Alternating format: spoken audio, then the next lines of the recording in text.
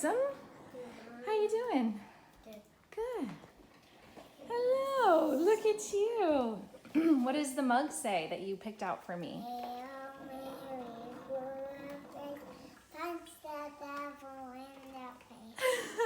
I love it. We made up a little song. All right, we got some eggs and toast going on. I just started baking my own bread and we are all loving it. I found this fabulous recipe. I'll have to link it for you below. Good morning. This is going to be a very different kind of video than what I typically do here on my channel. I'm really excited to give you some announcements, some updates, and share a little bit of what my daily life is like. I haven't posted in quite a while on my channel, and there is a very good reason for that. It is because I am pregnant again. Yay! Yay! We had been feeling for a while like we had room in our family for another little one, and we just didn't know exactly the timing. So God picks the timing for us. And what's also really beautiful about the timing is, I think if it had been up to me, I would have waited a couple more months, because I feel like I just adjusted to life as a special needs parent this spring, and so I probably would have honestly put it off a couple of months. But what's really cool is that I realized that the due date for this baby is going to be right on the Feast of the Epiphany, January 6th, which is amazing because Nora's birthday is right around then. And Nora's birth was very traumatic, very sudden. I had a placental abruption. She was born prematurely. You guys probably remember her story. I'm going to link it up here if you haven't caught up on what Nora went through. But she had a 126-day NICU stay.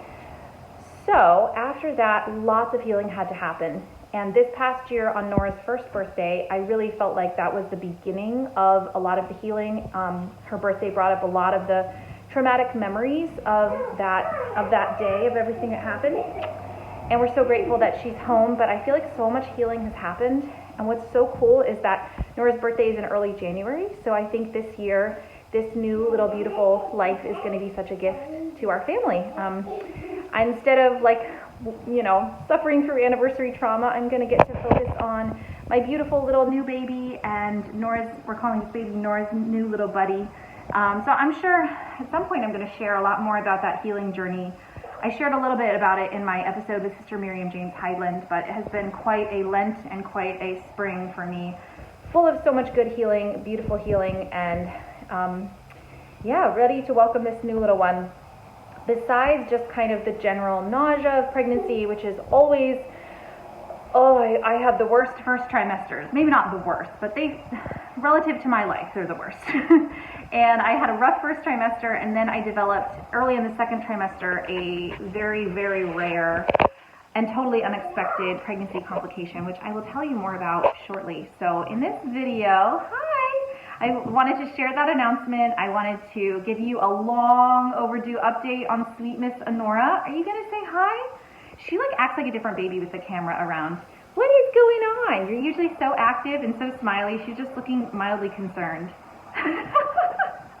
But I want to show you some really cool stuff that she has been up to. Your prayers and your intercession for us and all the kindness we received during her NICU stay really carried us through. So I feel like she's living proof of just the power of prayer. All of my babies are miracles, but she's also a medical miracle. And so medical miracle. Who likes that? So I just wanted to give you some updates on our family. And then I want to explain about the medical crisis that just happened to me. And I do have a rather specific reason for sharing it, to hopefully help anyone who goes through this in the future. I don't want you to have to go through what I've been through. And then after that, because it's insanely good for my mental health, I have been loving my garden this year. I have been trying new things. It has given me so much joy, and I feel like something I want to share with you guys. We're just getting a lot of things coming into full bloom just now, so I'm going to do a full garden tour. I am very much a novice, wants to be professional gardener. So I will give you the rundown. So let's get started. Are you good, big sister? Are you excited for the new baby? Yes. And Nora's a big sister too. And Nora's a big sister too. She is. We have to get her ready for being a new sibling, a big sibling, don't we? That is a great face. There's a smile. Hi. much happier when the phone's close to you, huh? Yes. Good morning. Are you well done? How's that?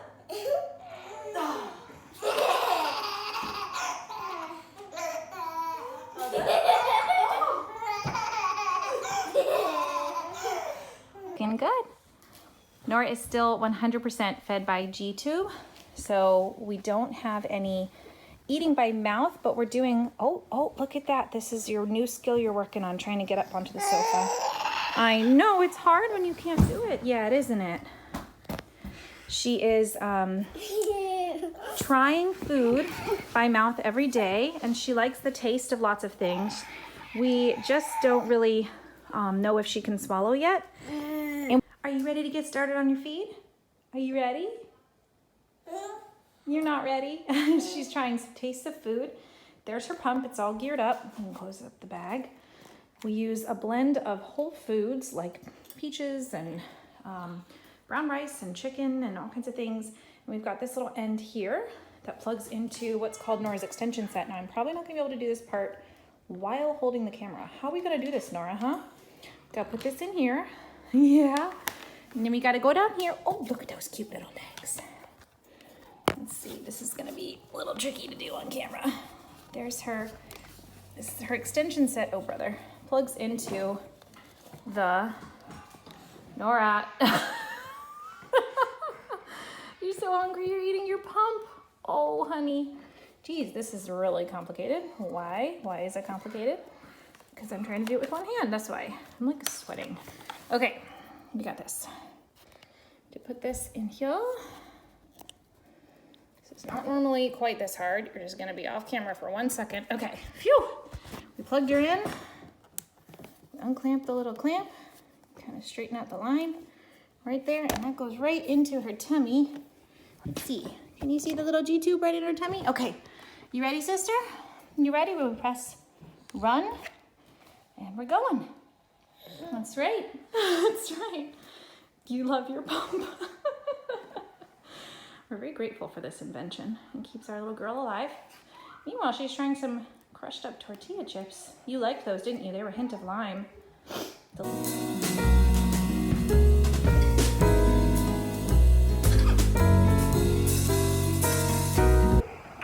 So now we have to get some homeschooling done. And then we're gonna come and do our garden tour. Oh yeah, I was supposed to tell you about the health crisis thing. Okay. My mom taught me to read using this book and all my siblings and me, except one, I think, for some reason. I think she hadn't found it for my oldest sister. But what's really cool is I'll show you this. You can see in here all of the dates that she wrote down what lesson we did. So that was me, 1994, 96, 98, 2001, 2008, 2014. And I am also writing down Raffi and Zelly, the days that they learned to read. So that's just a really cool little bit of Jackson family history.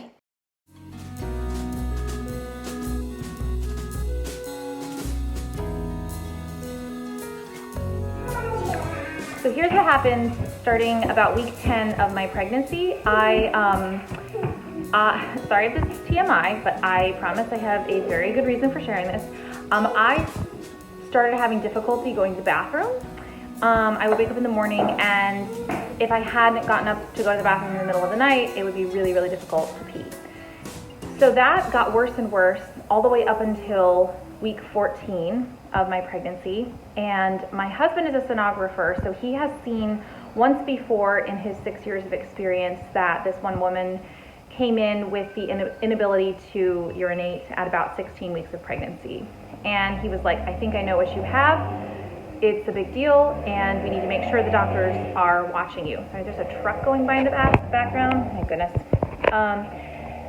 So what it is called an incarcerated uterus. Incarcerated is never a good word in medicine. It basically means that, yes, the uterus is basically imprisoned. So it's retroflexed, meaning it's bent backwards. So if you can imagine that the uterus is usually like this, where the baby's kind of up here in your baby bump. But if the uterus is retroflexed, the baby is actually trapped inside of your pelvic bones. And so they're basically growing into your lower part of your spine, and there's not enough room there. Meanwhile, your bladder gets pushed way up into kind of flat like a pancake and kind of where your baby bump should be, which is why you end up having difficulty urinating. That's one of the telltale signs. This only happens in like 1 of 3,000 pregnancies. It's extremely rare. You develop this between about weeks 10 to 14 of pregnancy. It's not considered an incarcerated uterus because you're in the first trimester. But if the uterus doesn't straighten up into the position it's supposed to be by about week 14, then it is considered incarcerated, because then the baby is too big to really flip up. Now it still can flip itself, it can right itself. Sorry, my hair is like so greasy today, I don't know. We do things imperfectly or they don't happen at all around here. So forgive the greasy hair, this is real life. So around week 14, it started getting really bad. And in the mornings, it would take me like an hour to go to the bathroom. And I had to like get up and walk around and just pray.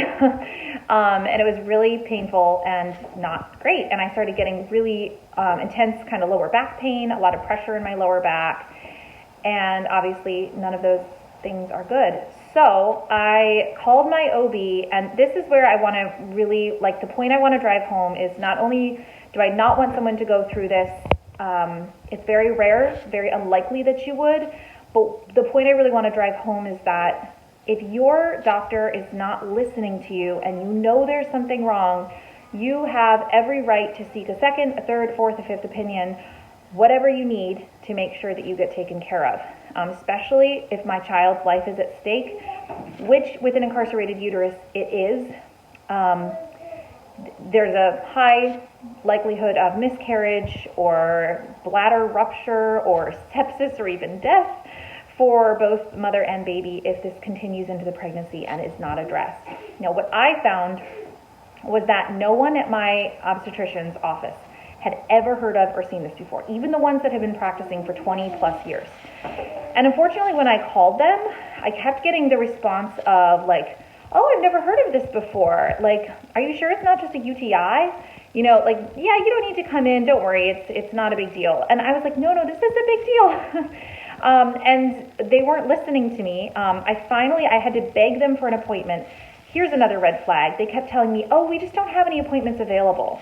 That should not be the right answer if you truly have an emergent situation, okay? Your OB should not be saying, no, we can't see you. We would see you, but we don't have any appointments available.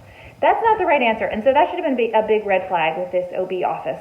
I finally did get in to see one of their doctors, and she had never heard of or seen this before.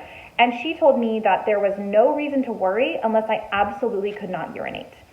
And I was like, why are we waiting to get to that point before you'll do anything about it? It's obviously a problem now. I am in the second trimester. Why are you telling me that the only problem is that I won't be able to urinate and there's no risks beyond that when I have access to medical journals through my family members who are healthcare professionals, and you can look at a medical database and see that there are tons of risks associated with this condition. It needs to be addressed. It needs to be addressed early.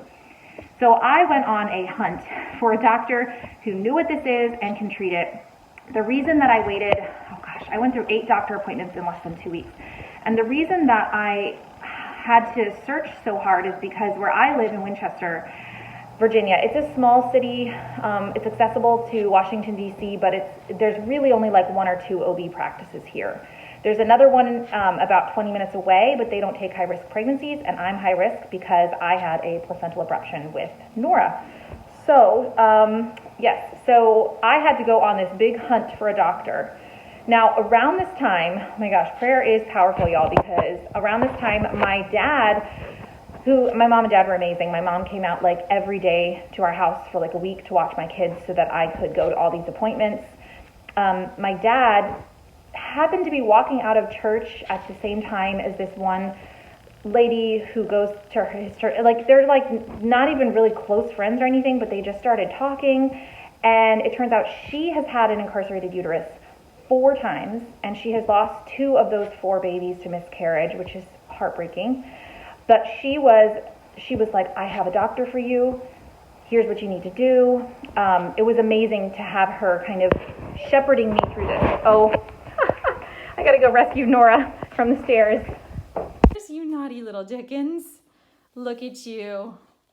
Yes, you're trying new things, aren't you? Uh-oh, don't fall down. Blah, blah, blah, blah, blah, blah. Oh, you got it. Hi. Wow, that is good.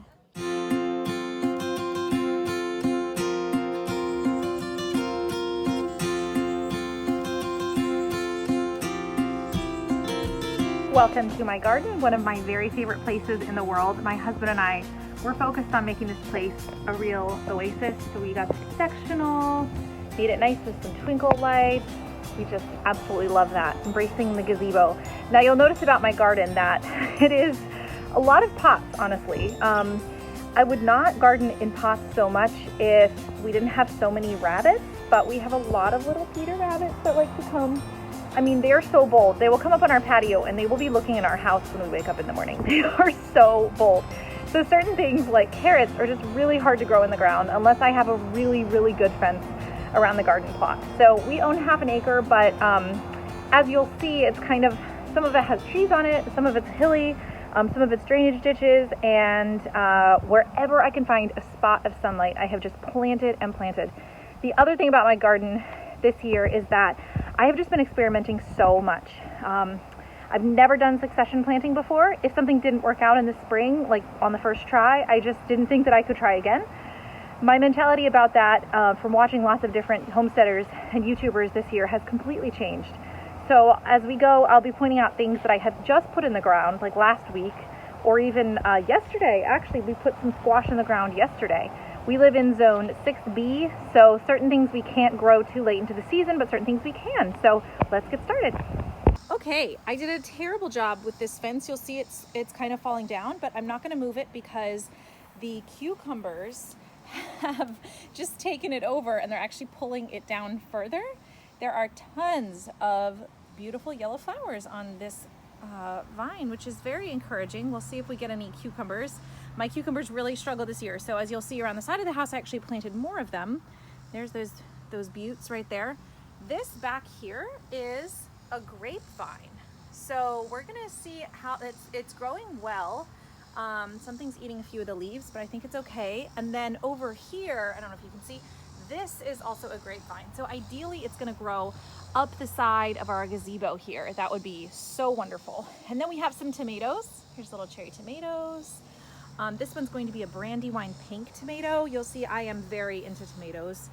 Here's some more tomatoes. They are just about to get ripe and start giving us some beautiful tomatoes. And look, yay! Today is a day of great rejoicing.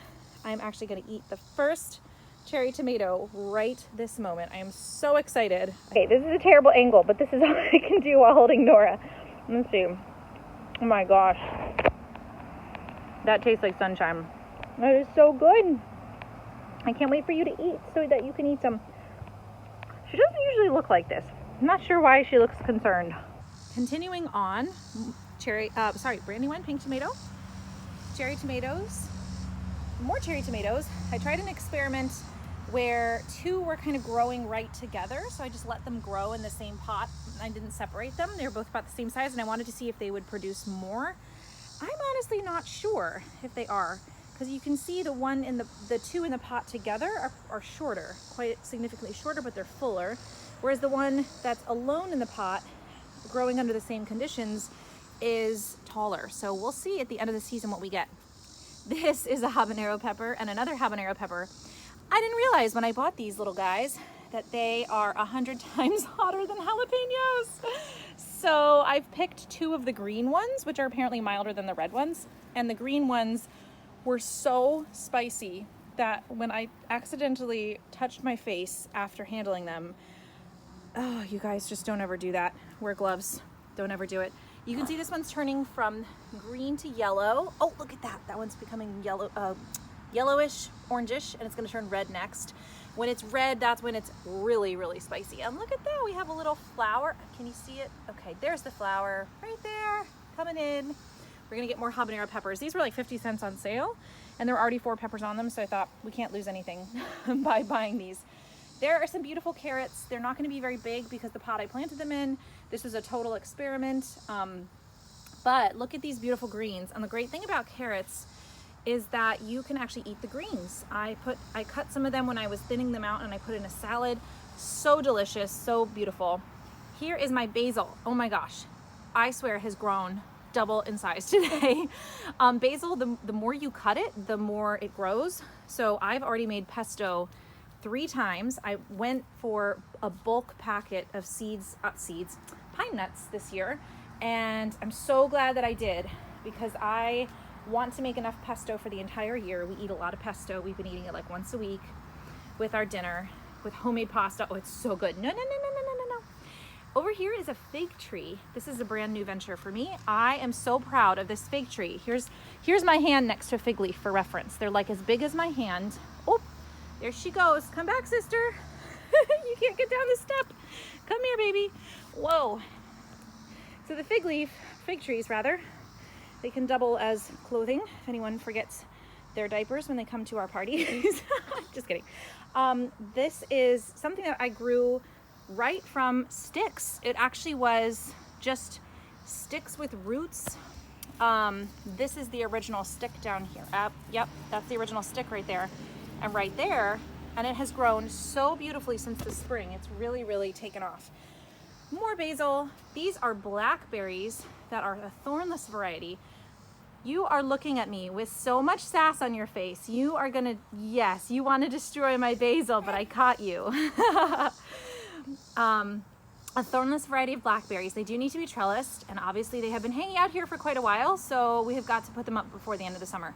We're not going to get any fruit from them this year, but again, how could you say no to beautiful blackberry plants that were on sale at the nursery? You are tempting fate, little one. She knows not to mess with my plants. Here's carrots. I mentioned succession planting, so we have the big carrots over in the other pots, and then here's more carrots I just put in. The bunnies hopefully cannot get to these ones, so we are seeing excellent growth from them. These are our beets. So we have those naughty bunnies. They were able to reach, look at that. They were able to get these beet greens. We're not gonna get that many beets, unfortunately, because I don't know why they just didn't grow. Can you see that? That's like the tiniest little, that's not even a beet. That's just the root, basically. I don't even know why. So this pot didn't get anything. This pot, we did get some beets. Look at that. They're not that big, but they're there. So 1, 2, 3 solid beets. I'm gonna keep trying with beets because you can also eat the greens. You can saute them, you can put them in a salad. They taste fantastic and the color is unbelievable. Come here, Nora. No. That beautiful purple color. I just started some arugula in a pot here. We'll see if it bolts or not. These are little apple seeds. These are my son's apples that he grew from seed. He just wanted to plant 2 of his apple seeds from his apple that he was eating. We'll see, because I know you usually need to get, I don't know, it's a total experiment. Sometimes apples will grow, but not, sometimes the tree will grow, but apples won't grow on it. Here's little peppers that I started. My peppers have started so slow, but I'm just gonna keep trying with peppers. Because I love the taste of peppers, and red peppers are getting so expensive, so I just want to grow as many of my own as I can. You'll see we have more peppers around the side of the house. These, I'm hoping to overwinter them so that we can actually start getting peppers this year in the winter. Pretty little pansies. Pansies have mostly died, but I've replaced them with, there's some volunteer cucumbers that just came up from the compost that we used, as well as some beans, some bush beans. So those have just kind of sprouted randomly, and we'll see what we get. More tomatoes. Look at these. Lots of beautiful yellow blossoms, but these are going to be a little while till they're mature. And then over here, this used to be an ornamental koi pond that we turned into a garden because we loved it. It was so beautiful, but it was a total DIY job by the previous owners. And unfortunately, when Honora was in the NICU, it started leaking, and all the fish would they barely had any water left unless John refilled it every single day.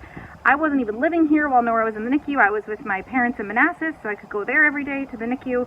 So anyway, we just could not find anyone. I'm calling like ornamental pond, whatever, fixers. And no one would come service our area. So we were finally, we just had to give the fish away.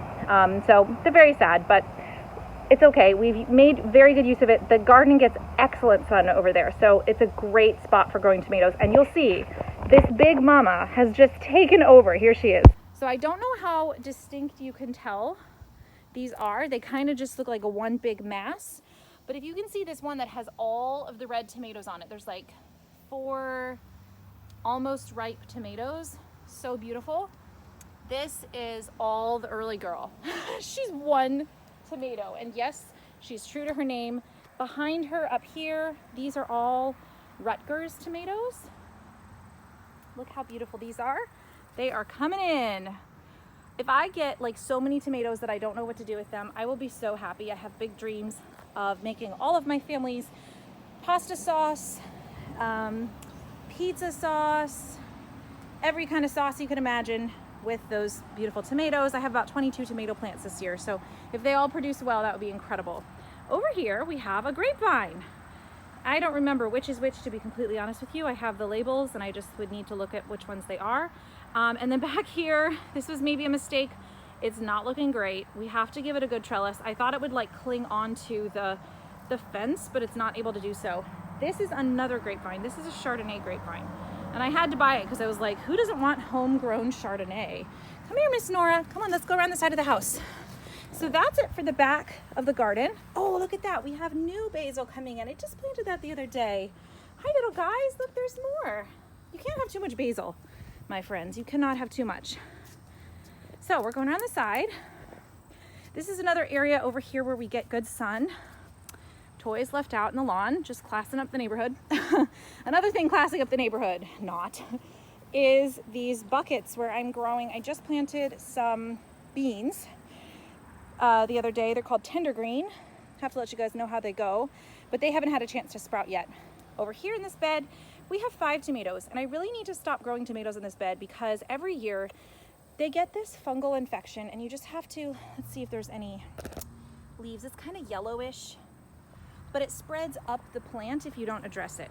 So we are seeing some tomatoes setting in here. Really beautiful. There's some back here. And this does get pretty good sun, but we just need to give this one a rest from tomatoes next year. Down here, my little Zelly, my 4-year-old, just helped me plant beets. There's a couple of beets coming in there. You can see those. It's hard to see. The sunshine is just glaring right now. We planted, what else? A few carrots, some peas, and eggplants randomly. Now the eggplants are right here at the edge of this row. There is something coming up there. I bet that's an eggplant. Can you see that? It's really hard to see right there, that little guy.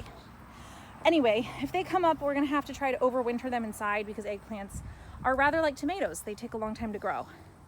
All right, this is such an awesome testament to the fact that you don't just have to plant once in March or April and then be done.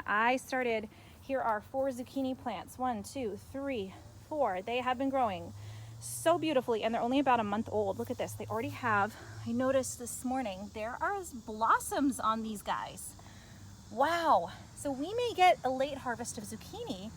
It's still very hot here all through the month of August, so I'll be very surprised if we don't at least get some. Even September is very warm. And then back here, at the same time, I started cucumbers, because if you remember, I said that my first lot really struggled. So these guys are just absolutely taking off. I don't know if you can tell, but those leaves are bigger than my hand. They are huge. So I am so proud of them. And this trellis, this is an old crib, the sides of a crib. It was a drop-down crib, so we can't resell it. So I figured we'll put it to good use and make it into a garden trellis. And I'm honestly pretty happy about it. It's looking pretty good. This is volunteer rhubarb. Can you see that? Beautiful.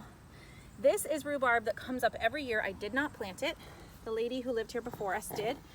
And every year it comes up and I never know what to do with it because my kids don't like strawberry rhubarb pie, which is sad. But I can't eat a whole strawberry rhubarb pie myself. So I have found this year the perfect application for rhubarb, which is rhubarb barbecue sauce. It is so good and I love it on pizza. I think it's going to be fantastic on grilled cheese.